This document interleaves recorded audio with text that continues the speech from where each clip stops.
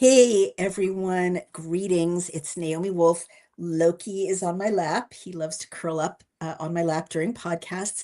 And I'm so excited, I think maybe for the first time, to have a good friend, I would say an extended family member, um, Drew Allen on our show. Welcome, Drew Allen. Hey, Dr. Wolf, thanks. I know it's funny. It's like a long time coming. It's crazy that neither of us, me included, have like organized it before, but I hope people understand. I have such great respect and admiration for you, and Oh, you are truly just a wonderful friend and a bright, shining light. oh, oh, that's so sweet. Well, we feel that way about you and in yours. So you're also an incredibly multi-talented person. You've accomplished something pretty huge. Drew Allen is the author of For Christ and Country, and that's on a bestseller list on Amazon right now, going through drama even as we speak. And he'll share the subtitle in just a moment. And he's also the host of the Drew Allen Show, which we are proud on the Daily Clout Network to showcase and distribute and stream. And just so many important things. News commentator, father of the most beautiful, adorable children, in addition to one other person's incredibly beautiful and adorable children. Actually, this is getting me in trouble because I have like four or five good friends of your generation, and they all send me the most adorable children pictures. It's like, that's the cutest baby. Wait, no, that's also the cutest baby. But yours actually are the cutest babies, in addition to someone unnamed who I'll tell them whom you know. you said Thank that. you. Thank you. Thank you. So let's get to please do me a great favor and forgive me for not having it in front of me. The dog is pinning me down. What is the subtitle of For Christ and Country? And then let's get into that book. Absolutely, yeah. It's the martyrdom of Charlie Kirk. Ugh, right. Um, okay, so I wanted you on for a number of reasons.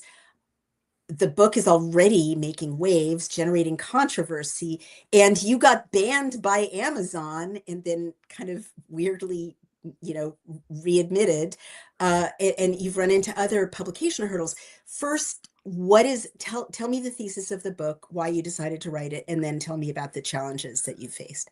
Well, the thesis began not even as a book. It was just that I was so profoundly impacted by Charlie Kirk's assassination. And the older you get, right, the more people die. That's just a Mm, reality of life. And so I'm 38 and I've experienced, people die around me. And one of the temporary things that happens, I think, when people die is you momentarily kind of inch towards transformation in your life, right? Because you realize life is fleeting. The next day is not guaranteed. And so mm, you ask, am I doing enough? Am I living my life to the fullest potential? Am I really, but it's always fleeting. So that would happen. And then, a week later, I'm just back in the rut. I don't really transform like mm, that incident in my life should, I hope it would. And then it did happen with Charlie. I mean, I'm not the same person I mm. was. The reality is there's Drew Allen before Charlie Kirk died, and there's Drew Allen after Charlie Kirk Wow. died.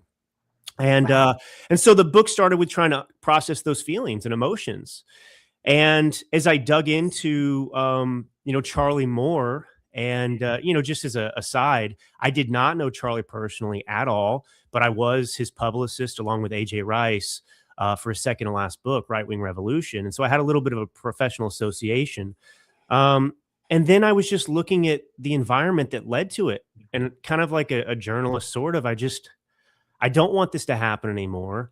It was so tragic. And, I think that the reason it hit so hard is because it was so close to home too, Mm. Naomi. Yeah. Like, Yeah. because my girl, I have two girls. Charlie had a son and daughter, and they're basically the same age. I've got an Oh, almost wow. 3-year old, and my Okay. my youngest turns 1 tomorrow. Oh, happy birthday too. Yeah. So I went on this quest. Why is this violence happening? Mm, And here's the thing: what was even more shocking than Charlie Kirk's actual assassination, I think, was the response from people in this country yeah. after he died. And that was the celebration, the jubilation about a husband and father being taken from them. And it reminded me, honestly, of like 9/11, because Mm, there were two comparisons I made to 9/11 in the book, which one is I think that it woke a lot of people up, young people, old people, all sorts of people, to the fact that, you know, there's a price to be paid and a great risk if you are a conservative, right-leaning truth teller in America. Mhm. And, 9/11, it kind of woke us up to this idea that, hey, these oceans and geography are no longer sufficient to protect us, Right, right. and then after 9/11, I remember you had, you know, groups of Muslims in the Middle East that were celebrating, handing out candy, dancing in the street Yeah. over the thousands of lives that were lost on that day. And then after Charlie's death on 9/10, you had the same reaction from many Mhm, people. mhm. And that wasn't abroad. That was right here at home. These were people, Naomi, that I had gone to high school with, that I was seeing posting these things. And of course, there were many other more prominent people, Democrat politicians like Wait, Ilhan Omar. sorry to jump Yeah. in. Drew, you're saying people you went to high school with were posting celebratory comments about the murder of Charlie Kirk? Yeah. I'm so sorry to hear that. Yeah. And did you go to a kind of normal high school? Like, was there something Well, fringe about it? it's the interesting about me is I mean, where I am politically. I wear it on my sleeve, right? Kind of like my faith. And no, I went to an all male college preparatory school, a Jesuit school, Wow. and it was left leaning. And in Right, retrospect, it was quite left leaning when I look at some right. of the things I was taught at the time. And all my friend groups, people should know about me. Um, were always Democrats. Right. But like everywhere. I mean, yeah, I'm conservative. I've always been conservative. I wasn't like a Reagan who, converted or anything like Mhm, that. But mhm. high school, all my friends were Democrats. I worked in fashion. I lived in Milan, Italy, working for Mhm. Marc Jacobs. Everyone was obviously left leaning. I Right. worked in Hollywood. I was an actor. That was my training. That's what I did in New Wow. York City and then back in Right, LA. So right, obviously Hollywood's not a conservative place. So right, that's the world I come from. I've always been around right, these people, and they I'm not friends with them, any of them actually anymore. And it's not really because I chose that. right. But the Jesuits presumably would not have taught those kids, no matter how left-leaning everyone was at the time, to celebrate the murder of a father and husband, right? No, no. And I mean, I can observe, and I make this point in the book too, because again, I'm trying to understand how this could happen. And a lot of this book is very personal. It's drawn from Mm, personal experience, right? So all these close friends I've had, childhood friends, even in 2016 when I supported Trump, right? mhm, They were still friends with me. mhm. And then I think, and by 2020 though, they couldn't abide it anymore over the Wow. COVID stuff. Right. And so that was a double whammy. And they Sorry. excommunicated me. And Oh, and we've it, never talked about this. I'm so sorry. no, well, it's fine. Now I got friends like you. What do I need them for? Um, you know? Well, so like there was a radicalization that took place between 2016 and 2020 that changed my friends, not Mhm, me. mhm, And I think that it goes back to this constant hyperbole, this rhetoric, right, that ramped up.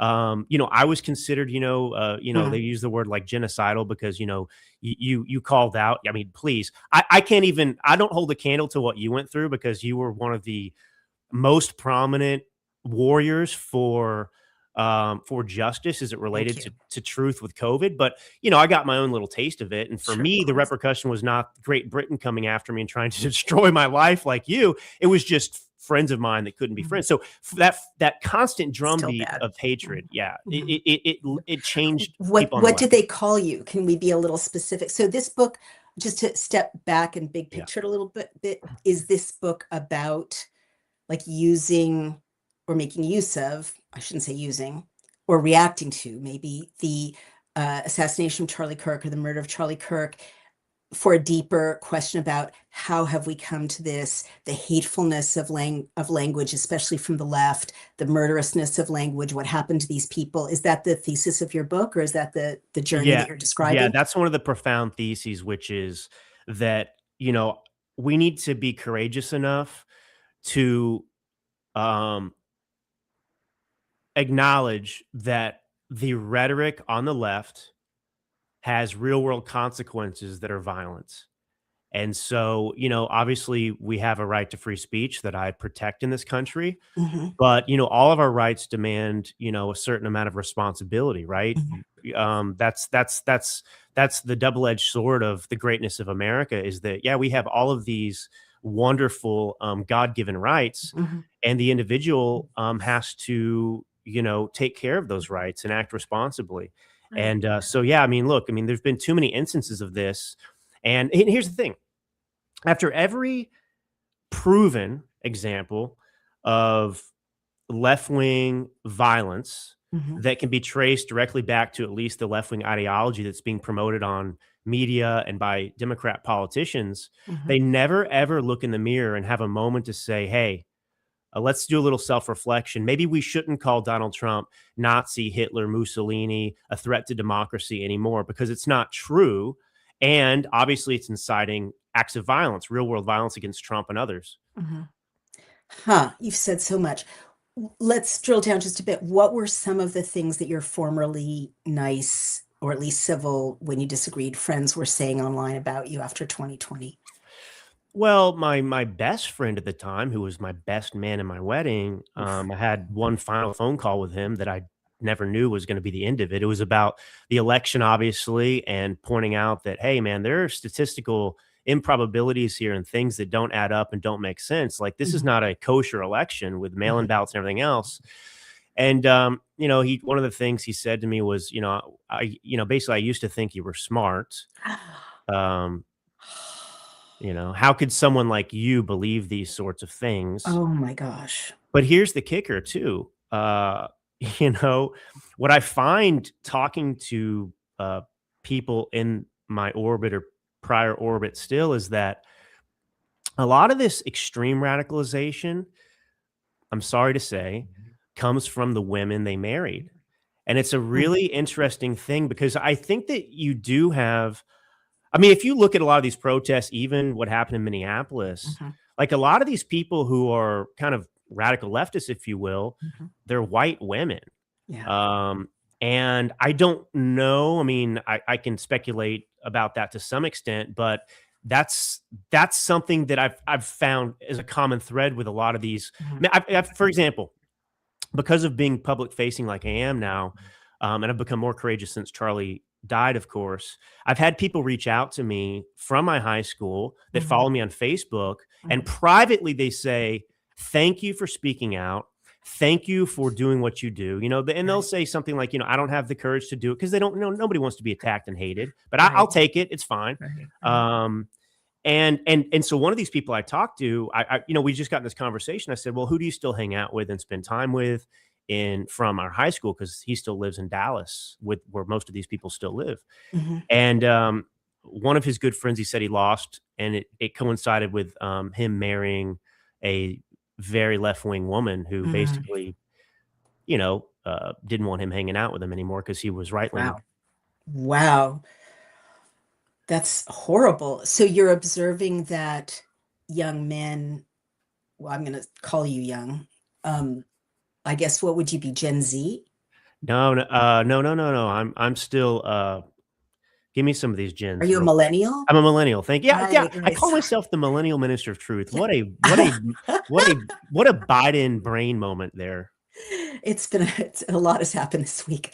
Um, you're saying millennial men. I also can't, it's hard for me to think of you as a millennial because you have a work ethic. I'm Right. I know. sorry. I'm sorry. That was really mean. I take it back. I No, it's apologize. not mean. It's true. But you're saying men under, say It's like 30 to 40. 40, Yeah, right? yeah, 42, 43 something. It's a big AJ is, our mutual friend too. He's a millennial. And I'm like, what? I can't believe that. That's He's crazy. barely in there though, he's Right, like at the edge of it. right. But what I was going to say, and this is an important cohort, right?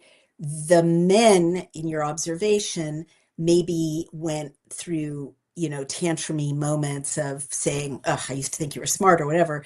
But Yeah. the real venom in the poisoning of the discourse in your observation has entered through marriages with completely poisonous left liberal women.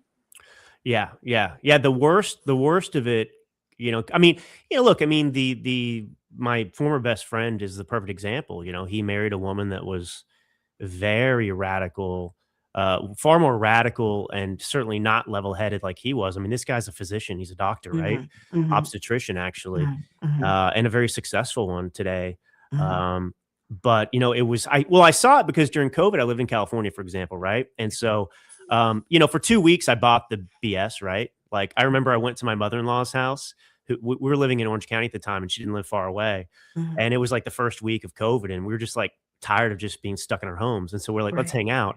And it was so stupid in retrospect. I'm glad it happened because it's so perfect, especially Mhm. for me, Mhm. knowing my politics. Like we Mhm. went over there, like masked up, wore gloves outside for a second. And like 10 minutes into spending time with each other, we all Mhm. looked at each other and we're like, this is so stupid. We took it all off and we're like, whatever.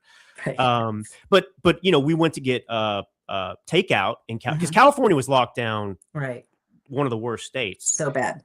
So we drove to get pickup, takeout, and I had posted something on Facebook about, I don't know, just like my wife and I going to get takeout food and how, you know, liberating it was just to get out and whatever else. And this Murderer. Sorry. yeah, no. Correct instinct. Publicly, my best friend's wife admonished me in this long post for everyone to see about how my wife and I were irresponsible, basically killers. Oh my God. And that was where I started to see like this is going to be a problem, you know. And anyway, and then a few years later, you know, my Wait, slow down. yeah, You can't just skip yeah, over this. This is yeah, a yeah, big dramatic moment. yeah. Your best friend didn't call you and say, "Hey, I'm really sorry, my wife is on a tear." Like he was okay with that? Yeah, because this is the thing. This is about the generation of men too, right? They're a bunch of Right. cowards You can that say it. You can say the no, never well, mind me. You they're can't. just Right. betas to their wives, you know, Right. and it's like, What um, happened? You're well, no, you're in I that had to what call him and I had a conversation with him about it, and it's kind of Mhm. like, look, I mean, it's my wife, you know, like what can I do, you know? Oh my God.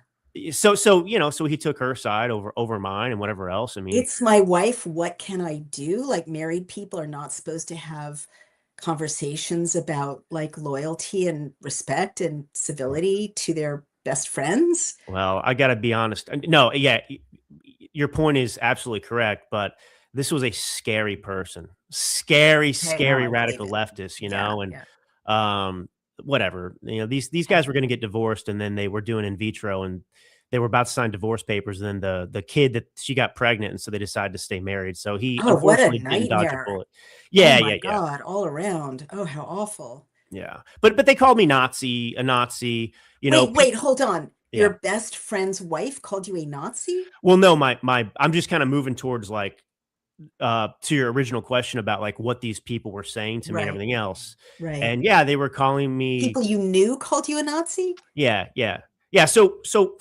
perfect example, pretty specific. Um you know, I started going down this route of quote unquote activism, right, on our side, on this side, because of the COVID lockdowns. And like Gina Carano, I observed astutely, I would add, because I was proven correct, that the situation in California amongst left wing individuals and Democrats and their peers and neighbors was akin to the environment in Nazi Germany. Mhm, And and that was an absolutely true point. No one's talking about gas chambers mhm, and that sort of thing. We're talking about the hostility.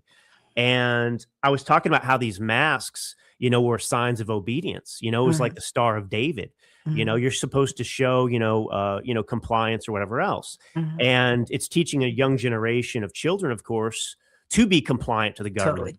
Totally, totally. And so for posting that, that was kind of what did me in with all these people. I have never received so many antagonistic messages in my life. Mhm, People were using expletives in my inbox to say "f you," "f yourself," unfollowing me, and that's mhm. where you know some people publicly said "f you" or you know privately said "f you" and disappeared. Other people just disappeared altogether. Yeah. But the COVID stuff was what was kind of the final radicalizing element that I think created the Mhm. modern left we're seeing today. Wow. Okay, so this book is an analysis of the extremism of the left and the connection of extremist leftist rhetoric to political violence. Is that a good summary? Yeah, yeah, Okay, yeah, what are some other good examples? And why do you think, like, I don't mean to belittle the impact of Charlie Kirk's murder sure. on you, but arguably, like, we don't know yet, it could have been one unhinged guy. There hasn't been, innocent till proven guilty. Yeah. It could have been someone whose animus is something we can't know yet, right? Sure. Maybe they crossed paths in the past. Maybe, he has a grudge against Turning Point. Who knows, right? Sure.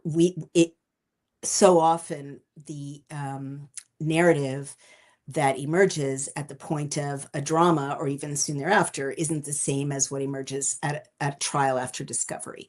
So what makes you so sure that radical leftist language led to the assassination of Charlie Kirk? Sure. Well, two things. One is, I believe many of the elements that have been presented to us already from the FBI. Um, but the secondary thing, which I'll start with, is that um, this, if that's the case, which I believe, it's not shocking because you can go through a long list of incidents in this country in which right wing targets have been made and these attempts have been made. So you can look at Like what? Can you give me some examples? Yeah, absolutely. So let's start with Rand Paul, Mhm. who had his ribs broken by a neighbor, who was a Democrat physician. And Rand Whoa. Paul was pretty clear about the political motivation of it. And, the media made light of the situation. They called it, some like lawn scuffle or whatever else about some leaves or something, which obviously is not the reality. Oh my So God. let's go from Rand Paul and we can look at the Bernie Sanders supporter who opened fire on the baseball team of congressional Republicans. Oh, right. So, and that was an obvious political linkage. And, you can look at obviously two really Trump assassination attempts. Mhm. I think that, there's still a lack of clarity about the young man that tried to kill him in Butler, Pennsylvania. Mhm. Mhm. Um, but it's pretty clear about the guy who was hiding out in the bushes at Mhm. his golf club, Mhm. where he was coming from, a kind of a pro-Ukrainian. I mean, he was a leftist, Mhm. and then I would move over to kind of members of specific individuals in the transgender community who, from Audrey Hale in Nashville at the Covenant shooting, Mhm. her manifesto, and this is not incendiary. This is fact. Her manifesto reads like Barack Obama speeches or Joe Biden speeches that have been given about anti-whiteness and CNN panels on race relations and everything else, targeting young Christian students at school. And then Mhm. a week before Charlie Kirk was assassinated, you had another transgender individual who, of course, shot up through the windows of a church. Mhm. Kids sitting in the pews of the mass at Mhm. mass. Two kids were killed, and Mhm. again, you look at I'll call it a manifesto. It was kind of like a journal, right? Mhm. Mhm. And some of it I think was online, like videos maybe. But those uh, uh, diaries made it very clear this person was aligned with the radical left. And they also hope to maybe take out like an Elon Musk or Donald Trump at some point as well. So Mhm. I just think there are so many, and those are just a few of the examples, but Mhm. there is so much evidence of that rhetoric leading to that Mhm. targeting. Mhm. And, Charlie Kirk was in the line of sight Mhm. of left-wing activists and groups around this country who labeled his speech violence. He was Mhm. designated basically like a hate group. Mhm. Um, and so if it's true, right, that Mhm. the individual that has been apprehended and accused of killing Charlie Kirk, Mhm.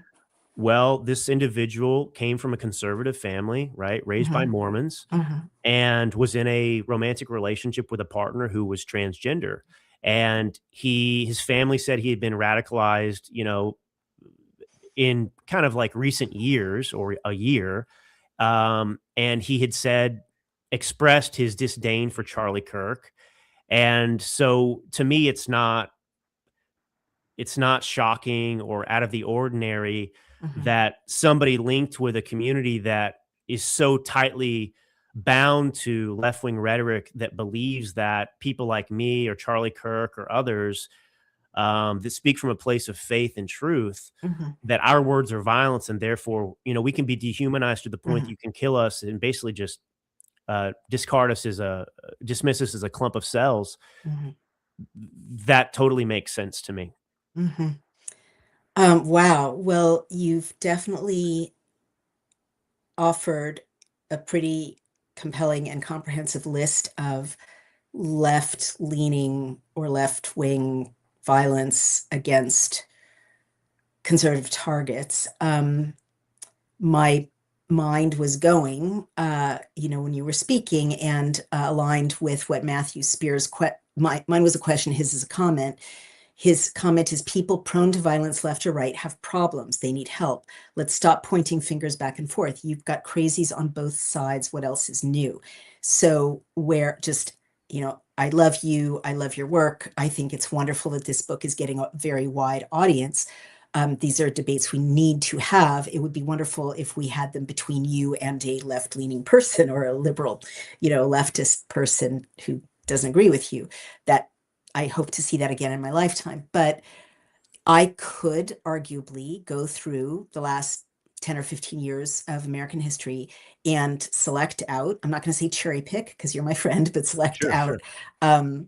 examples of right-wing crazy people or people with problems who target left-leaning events or activities. For example, I'm old enough to remember a lot of violence against abortion clinics, and sometimes that violence targeted or took out, people like, the secretary, or people parked outside, or, people not the actual doctor doing the abortion, but arguably, that person is, I guess what I'm trying to say is, you could make the exact same argument for people targeting abortion clinics and causing violence, which is that in their view, they're just taking out an evil. These people are murderers. They're saving unborn babies' lives. It's not a crime.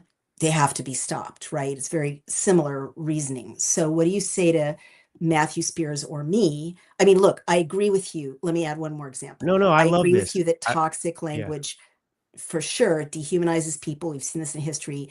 And once you dehumanize people, you can kill them or hurt them more easily. I would also say, when you're talking about being called a Nazi, and how, that's one step in the dehumanization that leads to violence against conservatives, there was a recent, very unpleasant and rather shocking to me set of discussions among people like Tucker Carlson, Candace Owens, Nick Fuentes, the guy at the Heritage Foundation, and they really did invoke horrible, hateful, anti-Semitic tropes. Soon after that, there was an upsurge of violence against Jews, bombings and stabbings. So, like, you could play this game forever, right? So what would you say to that? I guess what I'm trying to say is, isn't this a toxicity in language and incivility problem rather than a left problem or a right problem? I don't think so. I want to thank you, and I want to thank Matthew actually too for asking the question. I do address this in the book because this is the reality. So this is not a both sides situation. You could point out, probably find a couple examples out there of, so-called someone on their. Let me do it this way. A lot of this has to do with propaganda. So a few years ago, to address Matthew's point, you had a guy named, I believe, Peyton Gendron, who shot up a supermarket in Buffalo, New York. Mhm. He targeted Black Americans, and I believe he killed 10 Black individuals. That's right. And the media immediately rushed to label him right wing. Sure. Okay. That wasn't true for a couple of reasons. First off, he was an avowed eco-socialist who hated Fox News.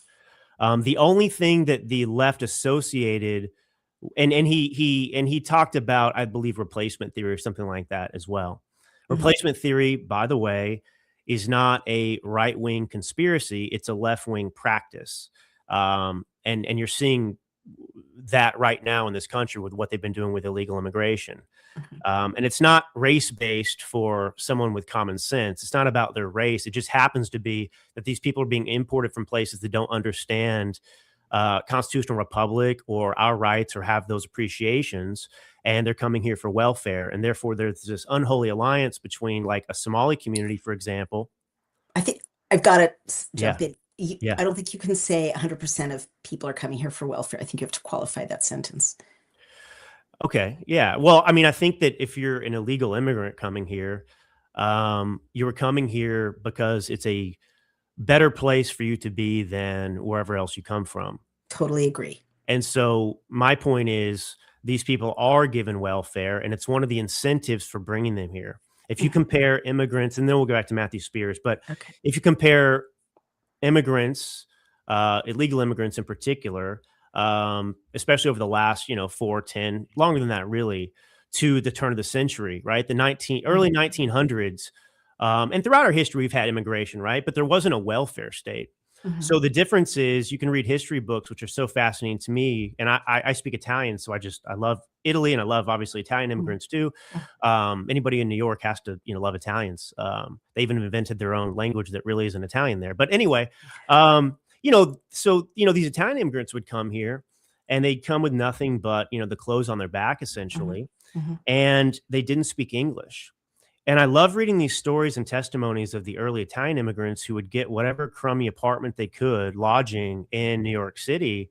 And they, in one case, I read about a couple that spoke to each other only in broken English because they were so desperate to learn English and Mhm. assimilate in this Mhm. country. People Mhm. came here strictly because they wanted to be American, and that meant something. Mhm. Today, obviously, when you have in a robust welfare state, like the statistics out of the Somali community are incredible because more than 70% of them after being here 10 years are still on welfare. So can you just Yeah. give me the headline of the point you're making right now? Oh yeah, yeah. That the immigration today is nothing like it used to be because people aren't coming here because they want to be American. They're coming here because they just selfishly want to take advantage of this country in many ways, and they do take advantage of it. And it's not all their fault So because just tell me yeah. how this relates to toxic speech on the left and violence on the left versus toxic speech and violence on the right. Well, it doesn't. It was getting into replacement theory and Peyton Gendron. So back to Peyton Gendron. Okay. So the left labeled this guy right wing, and I see. Right. there was nothing right wing about him. Mhm. You know, I'm supposedly right wing. I'm not racist. The Republican Party has no Mhm. history of racism, so that's Mhm. a false declaration. Mhm. This guy had more in common with the left, Mhm. with his eco-socialism and fascism and the rest, than anybody like me. Mhm. But the ADL, for example, Mhm. cooks the books to convince people that there is exclusively right. And by the way, this point that people are making, that we're making right now, that Drew is saying unfairly that it only comes from the left exclusively. Mhm. Joe Biden and the Democrats have been declaring that it only exclusively comes from the right for a long time. So I want to Yeah, start it's not there. cool either. No, it's not cool. But it's also not accurate to suggest that the violence in this country that we're seeing on the left in Minneapolis with BLM riots, with Mhm. Antifa, there is no equivalent of that on the right. So I'm sure you Oh, can great. Yeah. find a couple Mhm. examples, but it's not institutional with the right. These are Mhm. one-offs. And the reason it's also unfair is because if you're an actual conservative like Charlie Kirk or like Mhm. me, Mhm.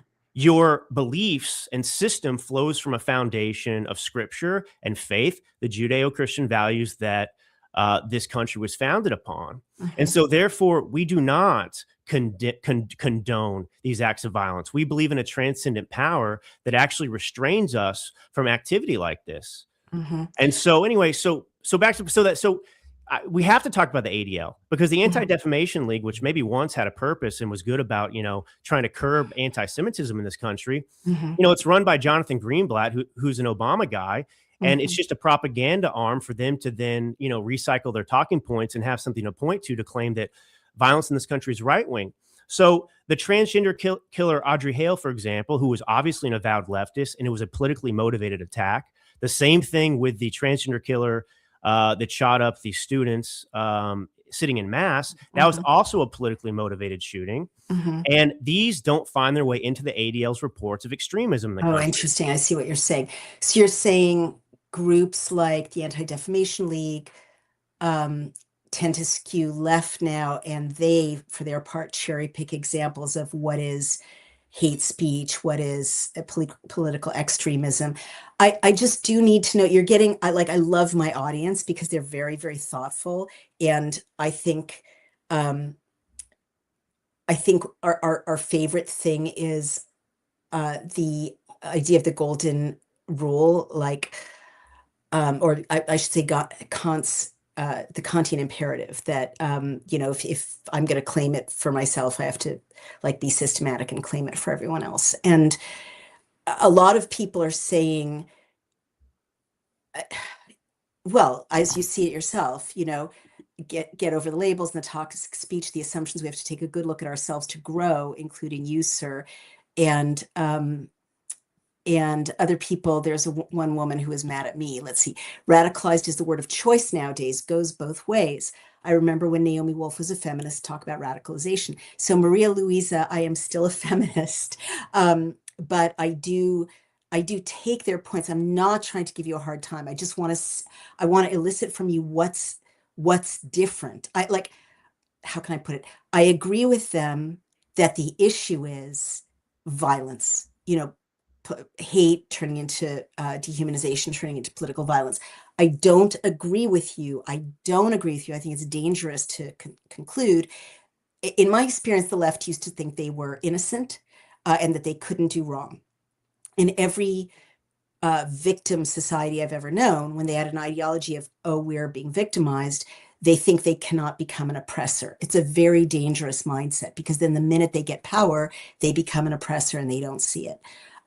So I agree with Maria Luisa when she says this temptation to dehumanize and then target the other does go both ways. I do agree with that. I would very gently push back, well, firmly, Drew, and say, just because the right, you know, likes to think of itself as following Judeo-Christian values doesn't mean they can't turn into oppressors. Lots of Christian countries have, you know, murdered my people, fed them into, you know, took their goods, exiled them. You know, look at Spain under Ferdinand and Isabella, right? I could name dozens of Christian countries. So Christianity itself doesn't guarantee that you're not going to fall prey to political violence. In fact, the Ku Klux Klan thought they were Christians, you know, when they were lynching people in the 1920s. I mean, Christianity was used to justify slavery in the 19th century. But rather than give you a very hard time. It's good. I mean, we can debate all these things. It's good. I mean, I enjoy it. I think it's good for the audience, and What it's do good you for say? me. What do you say? Let's put it this way. So I'm going to agree with you that right now the left has a monopoly on the dramatic political violence. But I'm not going to agree with you that political violence is a leftist problem and not a human problem. Well, it's a human problem for sure, but it happens in situations where you have a certain reigning ideology that leads people in that direction. And there's nothing about conservatism that leads in that direction.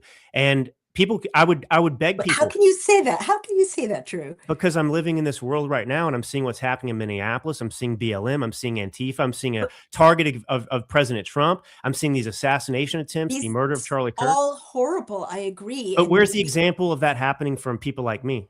There or have people on the been right? years of violent attacks on abortion clinics. Years. I mean, when was the last one, though? I mean, I Well, that's haven't. not an answer. That's not a debating point. You're saying there's nothing in conservatism. Clearly, the record. No. I'm not. I'm talking about this moment in America that we're living in right now. Okay, yeah, you guys are pretty nice at this moment, but Tucker Carlson at Charlie Kirk's memorial basically invoked a millennia-old anti-Semitic trope and whipped up hateful, Jews killed Christ, dog whistling, which was very clear to every Jew, right, who knew any history. And there was a wave of violence against Jews. He calls himself a conservative. Yeah, and let me tell you something. He can call himself that all day long, and he's not. And I'm with Dan Bongino on this, and I'm so glad he's back, because he's saying, yeah, we're going to be gatekeepers because we built this movement, and we're going to control this movement and keep this movement moving forward. I totally fundamentally reject Tucker Carlson. You know, I used to put people on his show all day long, all the time. And there's a schism in MAGA right now, and a competition to try and hijack this movement and make it something that it isn't. That's Tucker true. Carlson doesn't represent the Charlie Kirk conservatism or the Drew conservatism or the Dan Bongino conservatism. He doesn't Mhm. represent any of that. And here's the thing: conservatives reject anti-Semitism. This is one of the Good. most frustrating things that I've Reject it seen. louder because it's a bad moment right now. No, it's absolutely repulsive, and these people have no place in this movement. I mean, Nick Fuentes is not a conservative; he's not right leaning. There's all these people out there. What's the other guy's name? The comic Dave Smith. That Mhm. guy, man, that guy's got a lot of. Well, good. I'm glad you don't know who he is because he thinks that everyone knows who he is. Um, but all these people that haven't been a part of this movement. Because look, I mean, people go off the rails everywhere. I mean, you can look. I mean, I look around me at the Christian community. And you're right, Christians have committed, terrible acts or don't behave in a certain way. That's true, but Christianity itself, if I sit there and I read scripture and everything else, there's Bible-based Christianity that is fundamental and true. And Charlie Kirk, to his credit, that was one of those things that became an important part of his life. So Mhm. Tucker Carlson pretends like the Old Testament is irrelevant because Jesus Mhm. Christ came. That's fundamentally wrong. So he can sit there and make that claim all day long. Tucker Carlson can platform people that tell you that Adolf Hitler was actually the good guy in World War II. These people are Mhm. quote unquote historians. Does that mean that they're right simply because they're historians? No, they're fundamentally wrong. Uh, So I believe in okay. objective morality. I mean, as o- well. Okay. Well, I'm really glad to hear your full-throated, you know, uh, rejection of that kind of what I would call incitement and, violent language from conservatives. Um, that's good. I would, I'm just going to restate that from the point of view of me and a lot Yeah. of people watching this, battle you've just described between MAGA, people on your side and Charlie Kirk's side and the Dan Bongino side and all the sane non-haters are not drowning, not challenging the haters and the evildoers loudly enough to make a difference. I mean, maybe you're doing all you can, but let me go back to your book and the Yeah. Yeah. subject of your book. Turning Point USA didn't disavow what Tucker Carlson said at Charlie Kirk's memorial. Yeah. Yeah. Look, I mean, Turning Point USA is um, very challenged and in disarray right now. They're trying to do their best to put on a strong. You're in PR. It takes 5 minutes to issue a statement. No, You no, have, no, no. There's yeah. look. Um, Charlie Kirk's assassination was cutting the head off of the organization. Charlie Kirk was, I mean, look, TPUSA was Charlie Kirk, period. Okay. And the downside of that is they don't know what to do and they don't have, and Charlie Kirk I'm was, telling them, if anyone's watching this who has connections, issue a statement disavowing what Tucker Carlson said as hideous, violent anti-Semitism. And it probably paved the way for the Bondi Beach massacre. I wrote that essay. You know, what why is this rocket science, Drew? They know what to do. yeah, yeah, yeah. Well, what I would make, let me make this point real quick, I guess. Because this is the most inflammatory of the not inflammatory, but the most contested points to make. Um, if you compare, let's compare like because I want people to understand that the left's ideology right now um, does pave the way for violence, and this is why I will continue to make the point that How? Like how? I okay, mean, so let's some crazy communists who are using crazy communist rhetoric. I agree with you, but but my they're the leaders mom, of the leaders of the Democrat Party. You've got. I mean, look what happened in Minneapolis. You don't have cooler heads in any leadership positions in the Democrat Party. Tim Walz is out there saying that we are at war with the federal government. You've got Jacob Frey, the mayor yeah. of Minneapolis, who's saying get the f out ICE. And these people are fanning the flames. They want another BLM style riots. And Mhm. what I'm sitting here saying is, the appropriate, responsible thing to do is to prevent situations like that from happening again. How do you prevent those situations? Well, Mhm. don't encourage individuals and train individuals Mhm. on trying to go and prevent ICE from doing their job. You can disagree with ICE all day long. You can Oh my hate God. ICE all day long, but you can just like you can hate the IRS, Mhm. because I feel like they're robbing us blind, with Mhm. the taxation. But Mhm. it's still the law, and they are there Right. doing their jobs. Right. And these Democrat leaders are promoting that. Look at Mamdani in New York. I think they want this guy to Right. be their next Barack Obama. I think they want For him to. sure. For sure. So my point is here's the point I'll make Hmm. that I think that you'll appreciate and agree with, knowing you. Yes. When we talk about Tucker Carlson and this stuff, maybe there aren't enough people being loud enough, et cetera. Hmm. But there is an effort from people in this movement that have been here a long time who are fighting and calling these people out and saying this is wrong. I Hmm. do not see that in the Democrat Party, right? Like Hmm.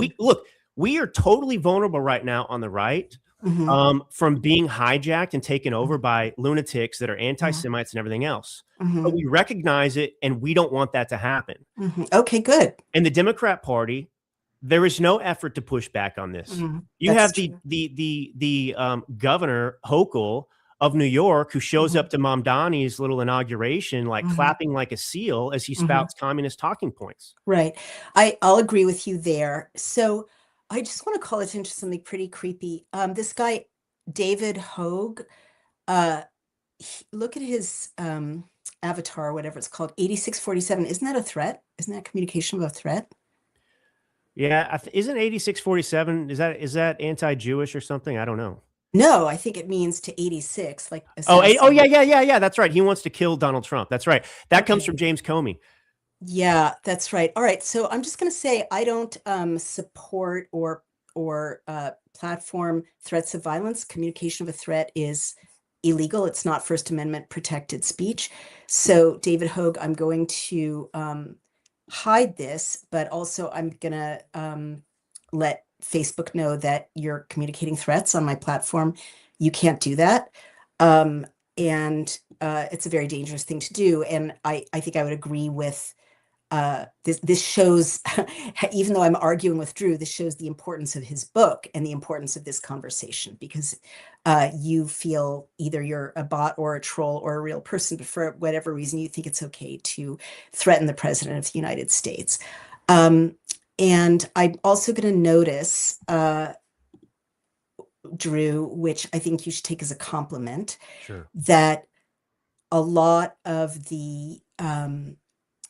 a ton of critical comments we're getting are kind of coming in a wave. And in my experience, that is an organized bot or troll attack. So you are onto something. And, whoever runs the left discourse may be noticing, because I don't usually get this kind of wave of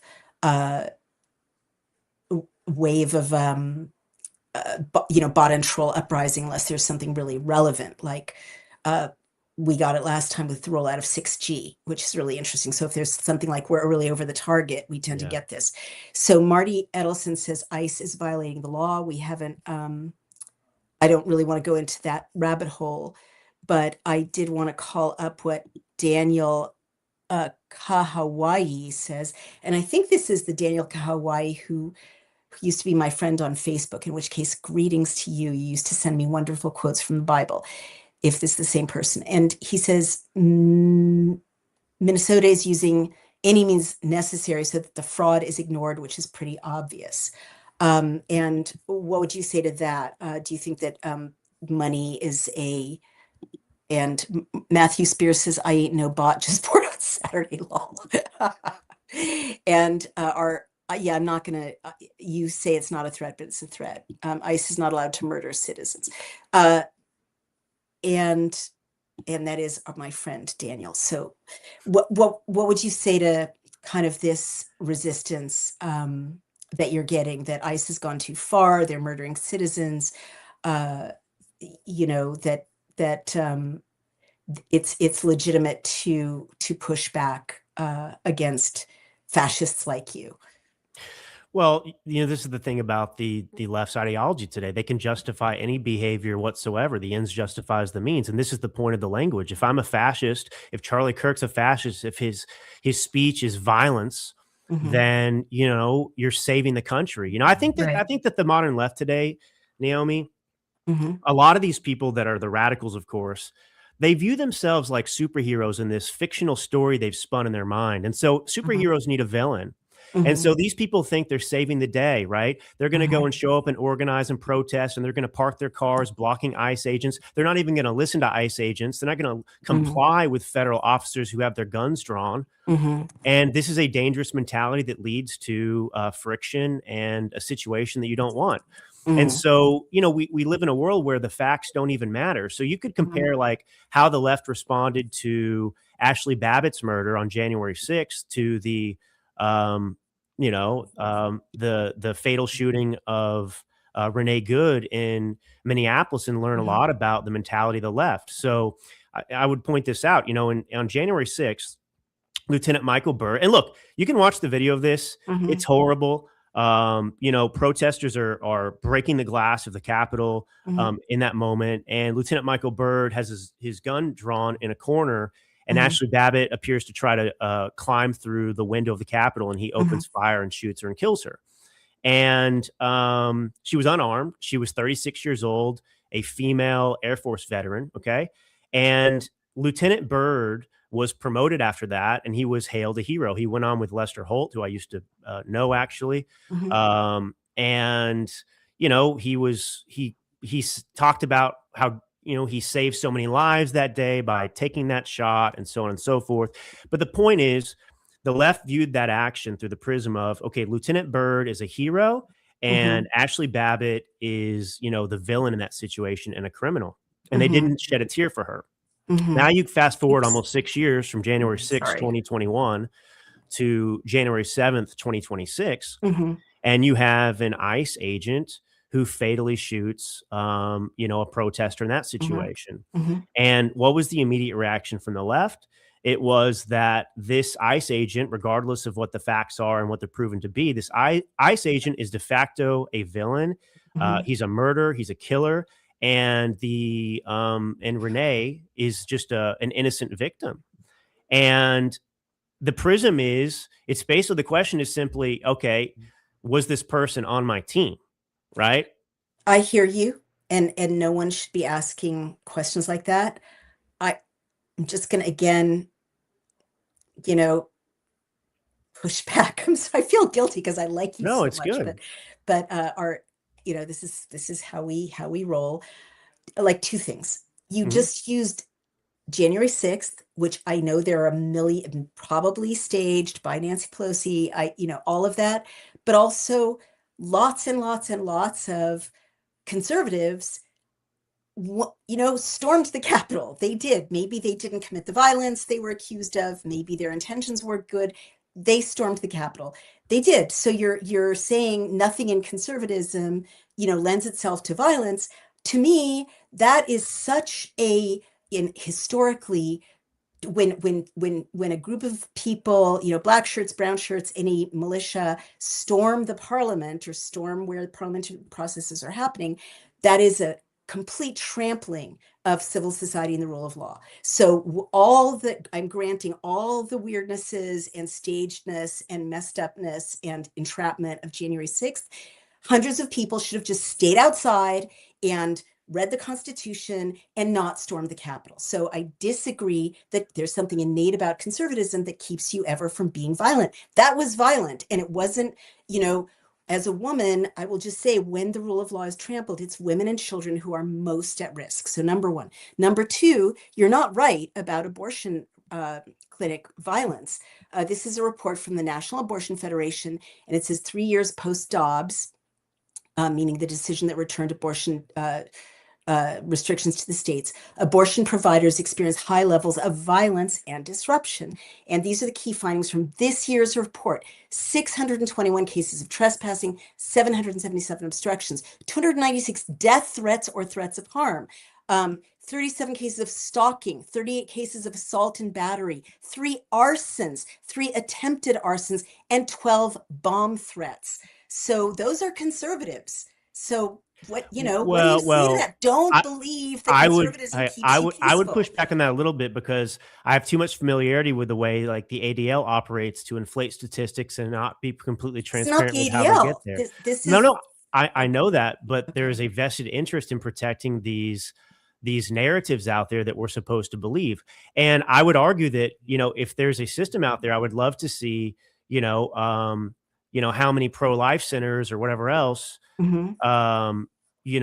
experience the same thing. So Whataboutery is not an answer. I'm no, no, no, sorry. no, no, no, no, no, no. It's not whataboutery. But if we're gonna say, if we're gonna sit here and pretend that both sides are equivalent in the I'm violence, not saying that. I'm saying this happened. yeah. That my argument is not that it's impossible for someone on the so-called right to become violent. I'm just saying it's not built into the ideology.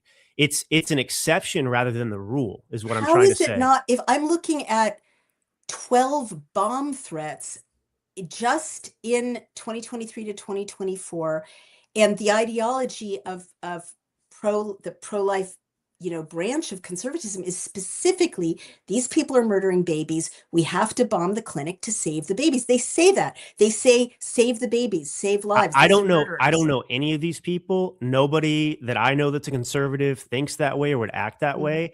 And I would just say, like, I do think that numbers matter to some extent, because if we're going to look at that statistic, and it's obviously that shouldn't happen. I don't support that, obviously. But if you're saying there's 12 bomb threats, I would say, okay, well, how many bomb threats did TPUSA headquarters get after Charlie Kirk's death? It That was is, probably again, 60 that's times that. not an answer.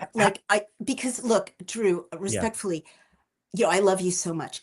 sure. If you create a straw man, which is in the nature of conservatism, is that it's not violent. People are going to find the violence in conservatism, and that's good logic, right? There's nothing about conservatism, I would say, that inoculates you from the human condition of being subjected to craziness, mental illness, violence. And there are some aspects of conservatism that have been violent for sure. Well, let me ask this question. It's kind of like a parallel to get into some of this. Like, when you look at radical Islamist terrorism, right, in Mhm. this modern century, is there any comparison with any other religion out there that's committing violent acts on that scale globally, Um, or is it unique to, in this century, no, but I would again say you're rhetorically shifting the argument we're having No, to a no, no, no. completely It's different it's argument. it's to make a strong point, All right. because um obviously things shift over time. Nothing is perfect. Nothing is inoculated from, violence or being hijacked or being usurped and being abused and exploited and everything else. That's absolutely true. But I think that it's irresponsible not to recognize the reality of this specific moment. I mean, we talk about this is not about I, whataboutism. This is not I agree whataboutism. with you there. I Like, agree with you there. Hmm. after the Dobbs decision was leaked, to give another example, you had a man who since has come out as transgender, who traveled from California to the East Coast to Maryland, and he was on his way to kill Justice Kavanaugh and his family. And thankfully, it didn't happen. He ended up turning Hmm. himself in, actually. But he said that he thought he was gonna save, prevent this from happening, the overturning of Roe v. Wade, et cetera, by undertaking this action.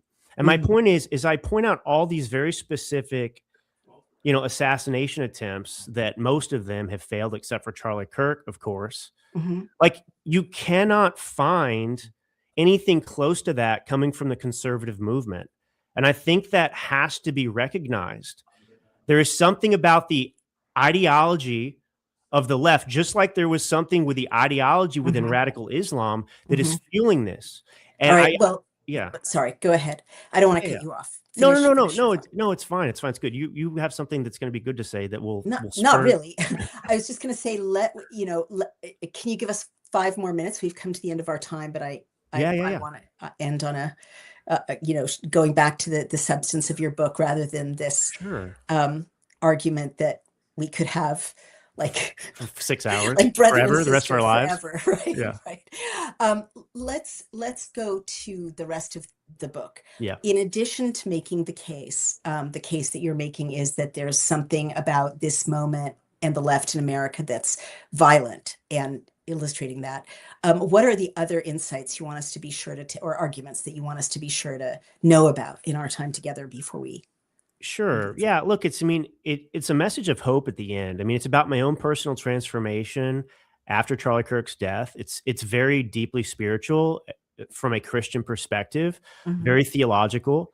mhm, Um, and, it talks about one of Charlie's great legacies to me is, he represented American exceptionalism because Charlie Kirk wasn't always Charlie Kirk. He became Charlie Kirk through devotion to himself, to studying, right? mhm, He'd mhm, go on these college campuses and he practiced for those moments and studied for those moments and debates like an athlete would train for, the NBA or something like that. And, mhm, each of us has an obligation, I think, to look at where we are in our lives right now and mhm. ask what more we can be and what more we can do. We shouldn't Well, settle for where we are today. beautiful. Why do you think, as a young, father and husband and, you know, professional, why do you think Charlie Kirk's murder made such an impression on you? I think that it was because primarily, in a sense, this isn't about being self-aggrandizing. I don't think I'm important. Okay. But I just like that could have been me. Mhm, Um, if I had had the courage to go out there like him and go to these college campuses and debate people, mhm, um, that could have been a lot of people in this country. And of mhm, course, as I sat at the breakfast table with my family the morning after he was killed, I broke down in tears because I had my 2 kids there with me and my mm, wife, and I mhm, recognized that that was taken from his family. mm, Um, and then there was the fact that I saw in Charlie what I think I could be. Not that I'm mhm, gonna become Charlie Kirk, mhm, but those experiences that I detailed in the beginning of this about all of my friends turning their back on me and mm. condemning me, Yeah, I yeah. had residual fear, I guess, from that because it hurt. It hurt. Mm, yeah. And I think that you can't let that govern your life. You have to believe in um uh, you have to have conviction for your beliefs and be willing to go out there and fearlessly declare them and expect that people are going to attack you like they've been attacking. Some people have attacked us on here today or whatever else, and that's fine. Like this public discourse is like a tribute, to Charlie Mhm. almost, I because got this is what it's about, Mhm, getting these views out there. And mhm, so I think that I saw in Charlie what I wanted to be mhm, and what was holding me back because I mhm, think that a lot of people in your audience, myself included in the past, we mhm, have a lot of these components in us, and we're kind of sabotaging ourselves from reaching our full potential mhm, because of fear. mhm. And oddly, after he was killed, that fear vanished. Wow, And now I want to go out there with that courage and be completely me. I that's don't want to hold amazing. back and change because to fit someone's view or insulate myself from someone's attacks Mm, because you're not going to ever make everyone happy. Not everyone is right, going to agree with you. So, right, that was the big thing for me. And where do we go from here? How do right, we honor his legacy and defend right, that legacy? right. Well, in our last few minutes, that's beautiful. Thank you for sharing that. Um, in our last couple of minutes, please tell me what journey has the book had? I know you've had some bumps on Amazon. Yeah, so I think it was released on December 9th, or that's when my publisher tried to release the book, and it was stymied. It could have been a lot of things. You know, there were a lot of people out there that did exploit Charlie Kirk's death, and I think that Amazon was maybe really trying to, prevent certain Charlie Kirk books from coming out. My book also coincidentally came out on the same day as Charlie's last book. That wasn't Mhm. obviously on Wow. purpose. I didn't even know that they were gonna, get that book rushed out. Mhm, Um, and then it kept going through these periods of censorship where, the book, some copies would sell so that it would start to move up the ranks, which obviously mhm, is important because you get visibility on Amazon and that leads to more awareness. And mhm, then they would shut it down by saying we can't ship to your address, and that happened. I lost count. I lost count at 5 mhm. times, and Wow. and then as of this week, I guess like now that hasn't been happening, and it rose through the rankings and um, has done really well. Matthew Spears, I really appreciate. I think no one deserves to die like that.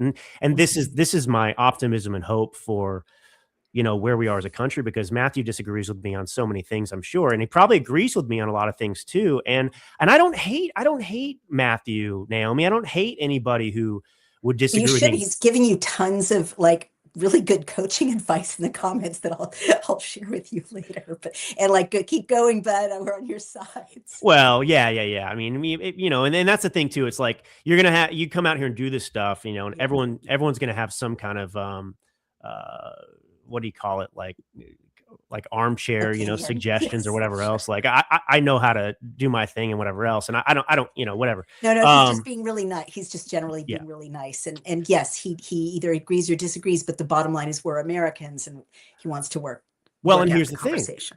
I now relish the opportunity to have these debates, whereas before I would have been a little bit apprehensive, right? Like it's Mhm. easy to go in a friendly environment, and this is Mhm. why I love this, Naomi. We should do this again too. But We like, should. it's easy to go on these friendly environments. That's what I realized about myself. I'm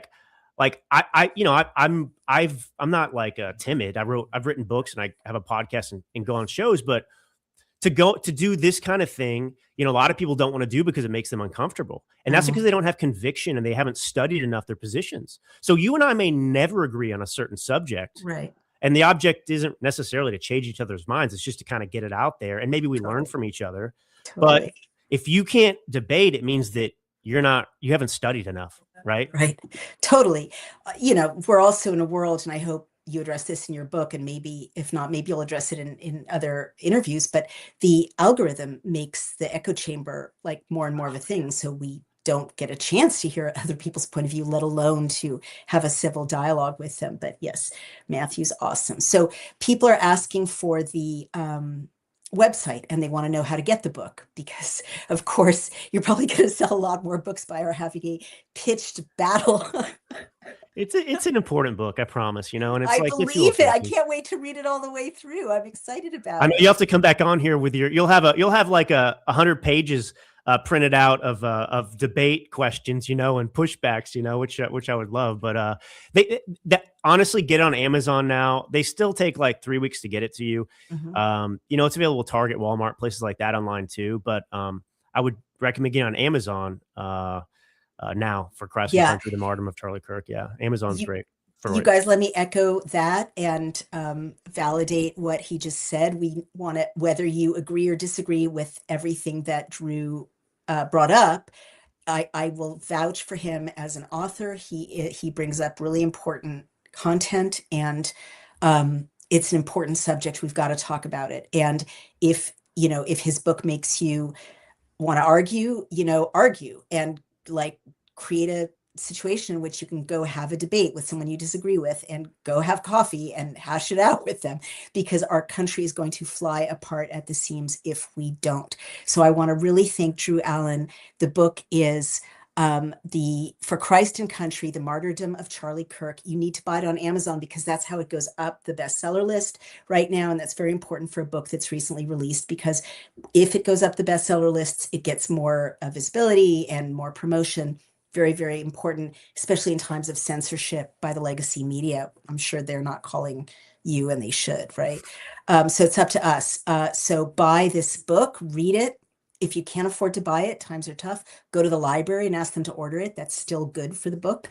And you may not know this, it's very important. Your library legally is obligated to order any book you tell them to, with not inappropriate books, but any book you tell them to. Or that you ask them to. So we need to let you go. We've kept you over time, but thank you, Drew Allen, For Christ and Country. Thanks for coming on Outspoken. I am grateful to you. And I'm really grateful to you also for like having a good old American, argument with me. I with wish our audience. I wish that we could all get in a time machine. I think this would actually fix the country and go a long way. If we could go to these, the ratification of the Constitution and the writing of that and the Federalist Papers and the debate between all the founding fathers, like it was so vicious and it was so profoundly important that it happened. So important. Yeah. And man, I love you to death, Naomi. Like, this is amazing. Thank you for doing this. Thank you, my friend. So I am going to gently remove you from the stage so I can thank our sponsor. But thank you, you guys. Don't forget to go buy the book and do it right now. and I will say goodbye to you. And now I will thank our sponsor. You guys, you don't get debates like this and discussions like this. Just, you don't get them on NPR. You don't get them on CNN. You get them here on Outspoken. And I'm really excited to tell you that we are in the top 100 or 200 to 250 podcasts in 12 countries around the world, including in, countries that can really use a lot of open debate, like Indonesia, Russia, South Africa, uh, to my amazement, Pakistan, and also, the formerly free countries of Australia and Canada and the United Kingdom. So, and in the top 225 in the United States for news commentary. So it takes a lot of work and a team to produce this. So please support us. We need your help. If you can possibly afford to donate or subscribe, go over to Outspoken. It's $70 a year. It's on Substack. Or if you can afford $3.99 a month, go over to Daily Clout and you can make a one-time donation there as well. It's really critical. And the other thing I want to say is, you need to diversify your assets. You need to diversify your savings. Things are so unstable. What Drew brought up is really right. Look at what's happening in New York. Zohran Mamdani's a new tenant moderator, whatever, tenant official, wants to have the state seize property. And that's not going to be a one-off. If they can do it in New York, they can do it in Seattle, they can do it in Chicago, they can do it in Boston. And we're moving into a time where even real estate isn't stable. And we're certainly with central bank digital currency, even the dollar isn't stable. And with the kinds of fluctuations that we're seeing with alliances in the BRICS countries, where they're trying to de-dollarize the world, the dollar is less and less stable. And you see, of course, that the dollar does not keep pace with expenses, with inflation. So the value of your IRA tends to go down and down over time. So you really need a diversified portfolio. No one can see the future, but I feel, and Brian feels too, much more confident and secure about our futures, knowing that we've opened an account with American Alternative Assets. And so we are diversified into gold and silver, precious metals. We often talk about the fact that we first started being aware that you could invest in gold 5 years ago, at the start of the pandemic. We were too lazy to do anything about it. 5 years later, if we had, our investment would have nearly quintupled. If we put in 2,000, it would be worth 10,000 almost. So don't make the same mistake that we made. We now have an account with American Alternative Assets. You want to diversify. Right now, millionaires and billionaires, some of the smartest players, are buying up reserves of gold. China is buying up reserves of gold. Sovereign banks are buying up reserves of gold. There's a run on gold, and there's a prediction by American Alternative Assets that gold will reach $10,000. And if you look at a chart, it's just, can't predict the future, but gold has been on a tear for a long time. And there's an argument that silver, too, is important to invest in, especially in, God forbid, a crisis or a situation in which you need to be able to kind of, barter with smaller amounts of precious metals. Now that real estate is being targeted, which used to be something you could really be sure held value, it's more important than ever to diversify into gold. So there are a lot of questions you'll have, and there are a lot of shady operators in the precious metal space. We are so proud of American Alternative Assets. They have a really good reputation, very respected. They've been around a while, and they will answer all of your questions. And they'll also send you a free brochure about gold reaching $10,000. So go ahead and call their number, or or look up cloutgold.com, CLOUT gold.com. That's cloutgold.com.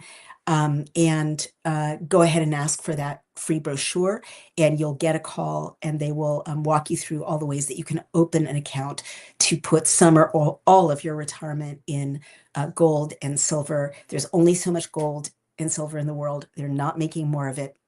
And it's very, very, very important. Really, I'm really urging you to diversify in such an unstable time as we're in now. All right, you guys, thank you so much for listening, and I will see you very soon. Bye-bye.